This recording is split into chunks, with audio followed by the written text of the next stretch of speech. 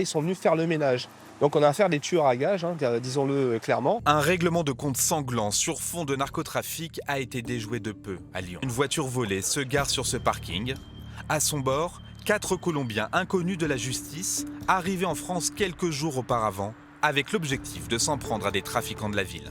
Ce qu'ils ne savent pas, c'est qu'ils sont sous surveillance. Des policiers de l'anti-gang les observent depuis une voiture banalisée. Ils sont surveillés, il y a des filatures et donc il y a un moment où il y a un top qui doit être donné parce qu'on sent que ça va partir. Ils sont venus faire le ménage. Donc on a affaire à des tueurs à gages, disons-le clairement. Les policiers donnent l'assaut et arrêtent le commando sans faire de blessés.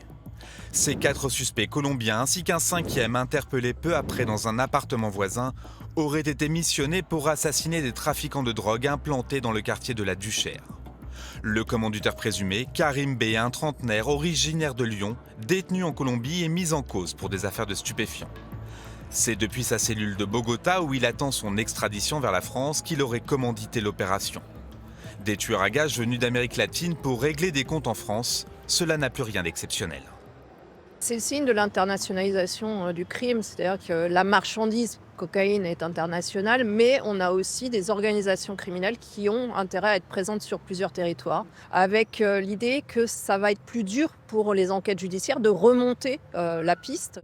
En juin dernier déjà, 3 ex-militaires recrutés en Colombie s'étaient rendus à Lyon pour un projet d'assassinat d'un trafiquant local. Ils avaient là encore été interpellés juste avant leur passage à l'acte.